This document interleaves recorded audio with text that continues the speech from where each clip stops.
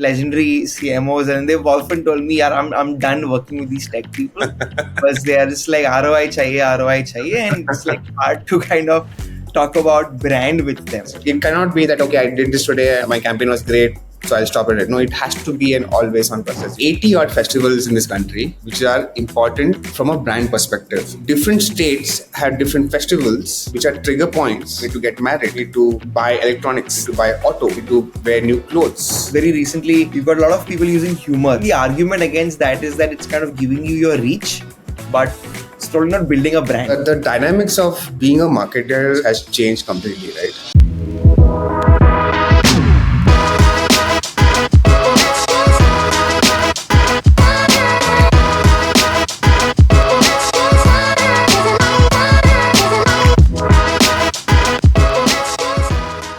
Hey there, welcome to Marketing Mavericks with IndieFolio.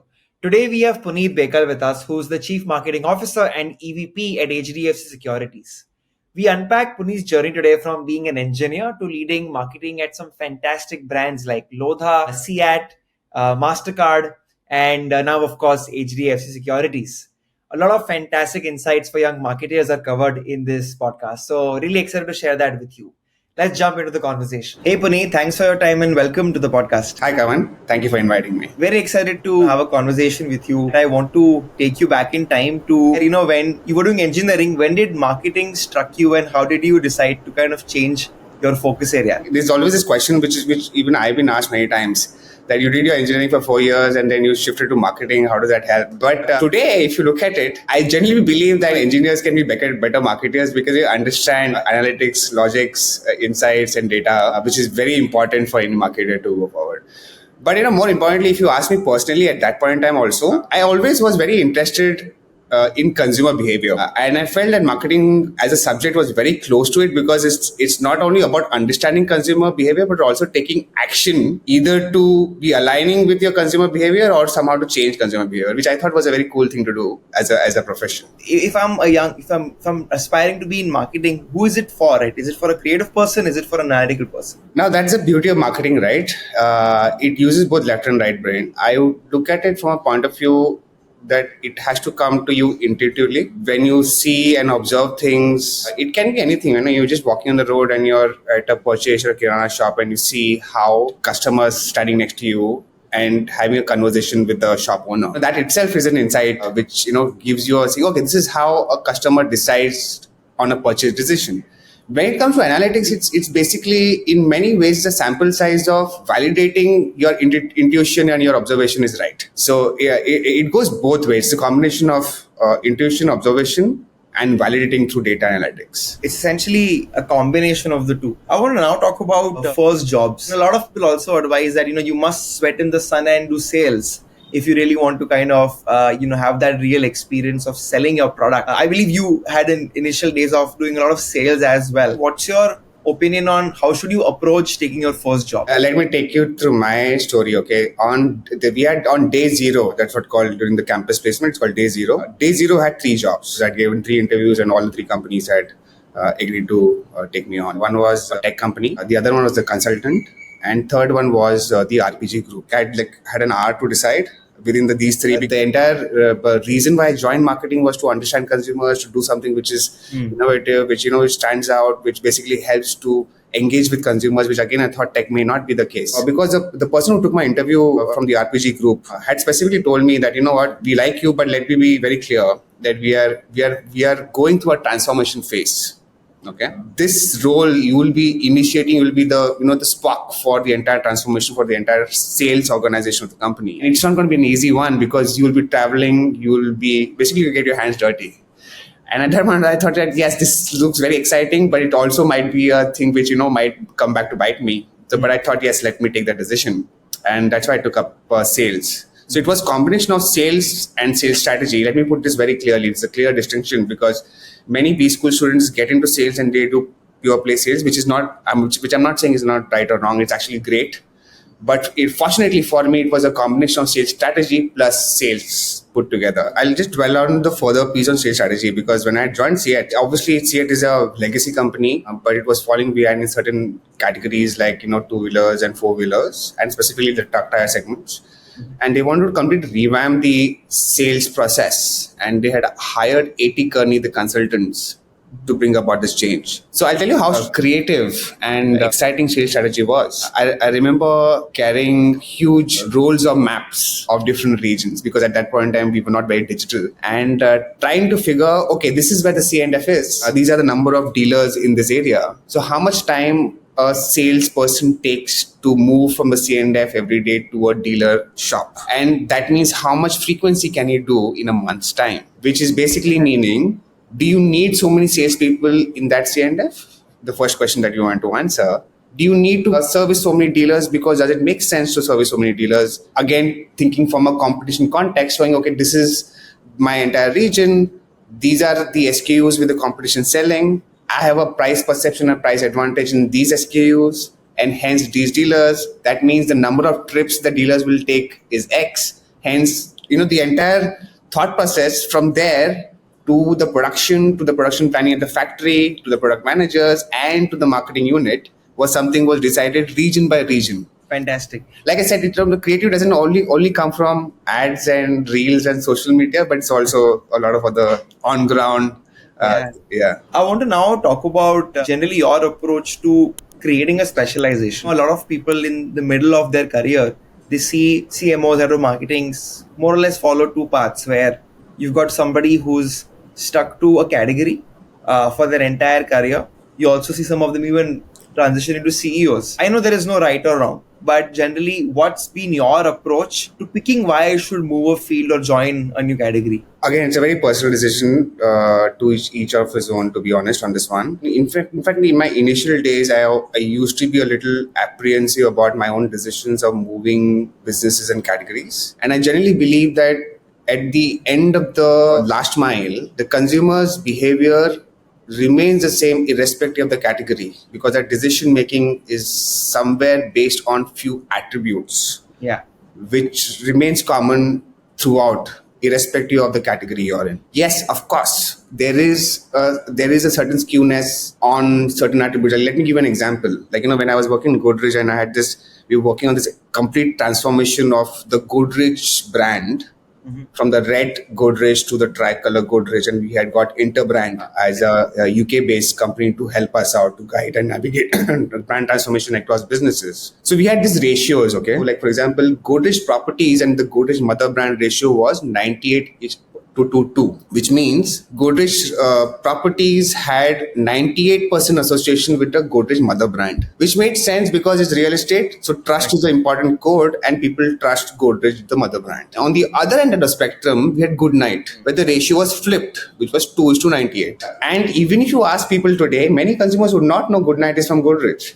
Correct. Right? And that was a conscious decision taken, because if you are starting to bring Goodnight as Godrej, it somehow impacts the other categories in between the spectrum, which is your interior, which is your food product, which is Nature's Basket. So all of it, because Goodnight was all about killing mosquitoes, right? So hence it was on the other end of the spectrum. How brands engage with consumers, it's different for different categories, but at the same time, the decision-making purchase is more or less similar. Absolutely. I think when you expose yourself to multiple categories, I think you'll understand things which don't change. Yeah. Can you share what's the potential of communicating to this diverse audience in India, and what more can brands do from a communication standpoint, marketing standpoint, targeting standpoint? Diversity for me also has come purely based on the experience that I was given. Recently, and this was a year back, I think I'd done this exercise to understand. There were like around 80 odd festivals in this country, which are important from a brand perspective. When I say 80, these are trigger points for certain purchases in different categories. Like you say, Akshay Tritiya is very common, is a trigger point to buy gold. Similarly, different states have different festivals. This is a trigger point for me to get married, to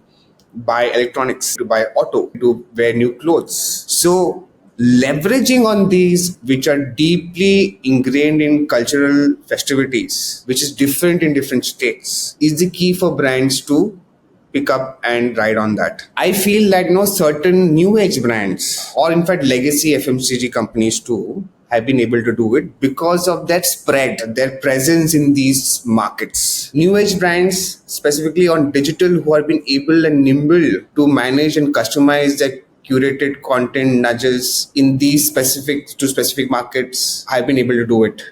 But I also feel the CPG and FMG brands who have understood this nuance very clearly, and typically an HUL, but does it extremely well. If you see that campaigns are different for different states, and their festival calendar runs across 12 months, and they're different for different campaigns for different states, which I think is a very cool thing to do, because you're actually talking their language.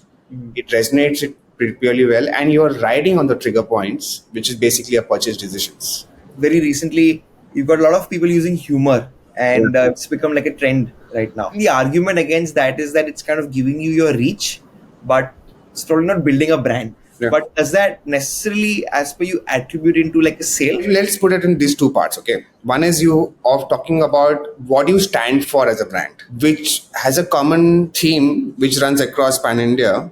But at the same time, the way it is rendered for different states and different consumers can be different. That is one part. The second part, which I just spoke to you about, is leveraging on specific events which have been there for years. How do you leverage on these events, and specifically in tier 2, tier 3 towns, which today, by the way, is the next growth engine for everyone put together, including us? How do you build on the trigger points is purely from a sales point of view for purchase and to building up revenue and increasing your acquisitions. Right. When the brand and the storytelling on layering on top of these as campaigns is when you are actually starting to build a brand over a period of time. I have also seen a lot of people, especially in the creative space, say, I don't think Gen Z and the younger folks really care about a brand anymore. They'll probably give you an opportunity and then they'll forget you. Do you agree with that? Or do you feel building a brand from day one is also like really critical? Yeah, I completely agree, because suppose let's say you have built a brand and everyone knows it and everyone loves you for what you stand for. You don't stop at that, right? You have to continually show and prove to the consumers at all times that you know what I stand for. You like me for this, and I'm doing this day in, day out, so that you still feel the same about me. So it's an always on process. It cannot be that, okay, I did this today and my campaign was great, so I'll stop at it. No, it has to be an always on process. You always have to continuously engage with the customer. We spoke about brand quite a bit, and as a founder of a company and also as somebody who helps founders do their creative, right? It's very hard to discuss branding in the initial days from an ROI standpoint. I've spoken to a lot of senior legendary CMOs, and they've often told me, I'm done working with these tech people because they are just like ROI chahiye, and it's like hard to kind of talk about brand with them. Yeah. They fail to premiumize, they fail to get a referral, they fail to get a high NPS. 5 years down the line and some competition takes over, that's when they're like, oh my God, right? So Yeah. So let's talk about Mastercard a little bit, right? And I think I see a lot of mentions of sponsorships. I also see you've done branded content with Godrej and TV together. You've dabbled quite a bit in brand marketing and doing sponsorship. So when you are, leading these teams and asking for a large budget, what's generally your process to kind of convince yourself and the management on its ROI, on its upside? I've thought about this a lot. Okay, I've come to a certain insight which I think I'll talk to you about it. If there is an individual or a family who owns a business, they understand that it's important to build a brand from a long-term perspective. They know that, brand is not a short-term game. It has to be continual.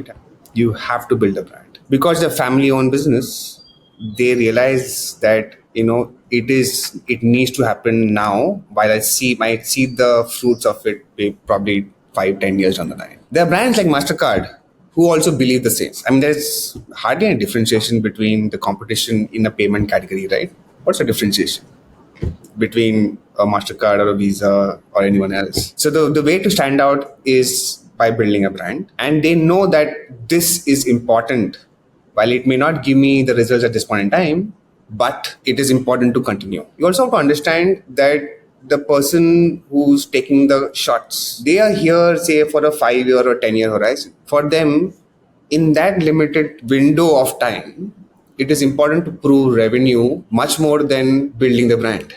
True. And hence, brand always takes a secondary role. It's never considered as something which because it doesn't matter after 10 years, because I've done my job. Different companies take it differently. For companies who have a long-term thought process, they believe in the brand and hence it takes them ahead. Incredible point of view. Now I've never heard this. It's like a lot of light bulbs went in my mind. But just to kind of stress a little bit more on this, a company like a Mastercard or any of these large companies which are public, they have pressure from the public, the board, and you need to attribute some ROI to your spends. So can you just kind of unpack from maybe a technical standpoint, right? How do you really sell a brand marketing budget? So I remember doing this before. We had given like 15 odd presentations around the globe to build cricket as a sponsorship theme for Mastercard India and South Asia. Mastercard typically does sports around the world, right? They do soccer, they do tennis. We also have golf. And we do F1 too nowadays. In India, cricket is a big pillar for you to get fast reach. So you can get reach on a slow basis, on a slow mode, on a always on basis, which is a slow burn.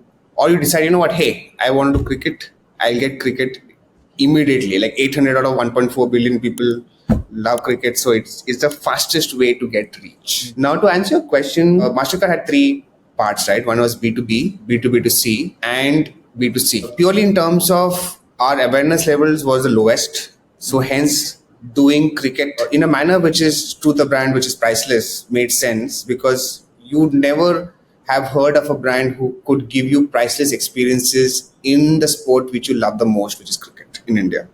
So that's what we build on. For example, going on stage and giving an award to a man of the match, sitting in the commentary box with the legends, sitting in a VIP area with the cricketer watching the match. So all of those, a lot of things. These are priceless moments and experience that we build. That if you have a Mastercard, then yes, you might get these opportunities. Second was B2B2C, because at the end of the day, the cards have been issued by the banks now. So even in the banking ecosystem, the sales guys who sell credit cards also love cricket. So basically, you have one sponsorship framework. You're taking a piece of it and saying bank A, bank E, bank C. This is what we can offer to your sales guys if they hit a particular target. So that's why we're basically building revenues. Third is B2B, which is again very relationship driven.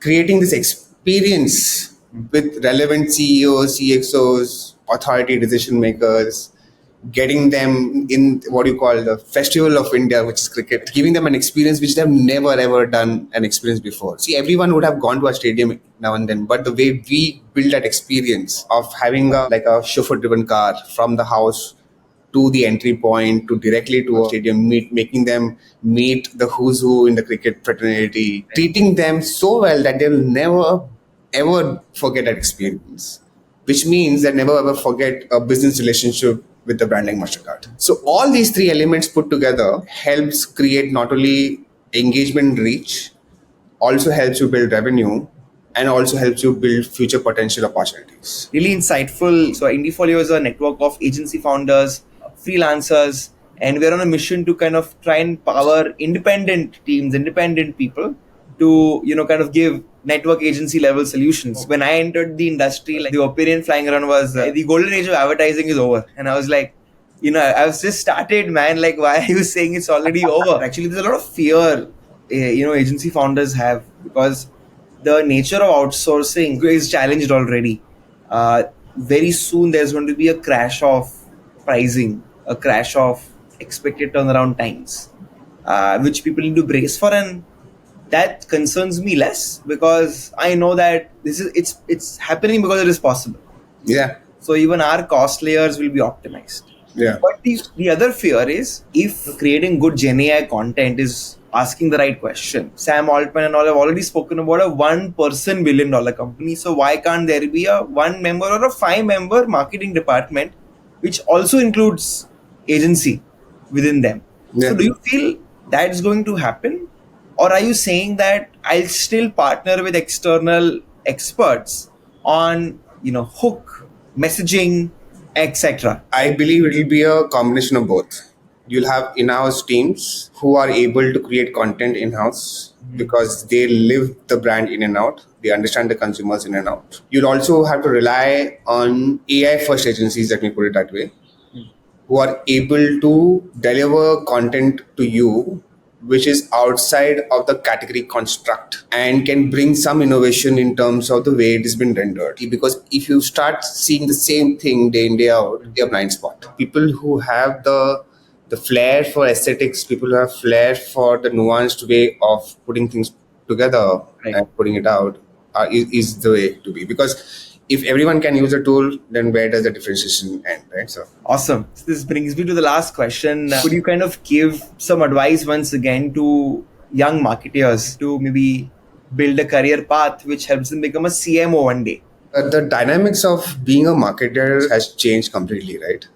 Across profession. At the end of the day, irrespective of what comes and hits you, the way consumers think is based on consumer psychology. If young marketers are able to embed in their learning process, it will help them a lot. I'll give you one example. I recently was reading this book, Thinking Fast, Thinking Slow by Daniel Kahneman, who basically talks about system 1 and system 2 brain, as to how system 1 brain thinks and how system 2 brain thinks. So there is one chapter which says overconfidence, that we are confident on certain things because we know of certain things and we don't know of certain information, but we know of certain information. Our bias is on the information that we know. Now, if you look at all the young people, the overconfidence bias comes in from a point of view that they think that the trade that they did and they made money out of it is basis out of insight. It is not. It's basis of luck. You're not an expert in selecting that trade. You are lucky that you made money out of it. So that's overconfidence bias. Now, how as a marketer I can build this? As a marketer, I can just say that, you know what, hey, you were lucky certain times, but you will not be lucky through and through. For you to actually make sense of your portfolio, you need to rely on experts. And here we are, who are experts for the last 25 years, doing this day in, day out. So rely on us. Fantastic. It's great thought to conclude the podcast on, Puneeth. Thank you so much. I hope you had a good time. Thanks, Simon, for inviting me. Thank you so much. Awesome. Bye-bye.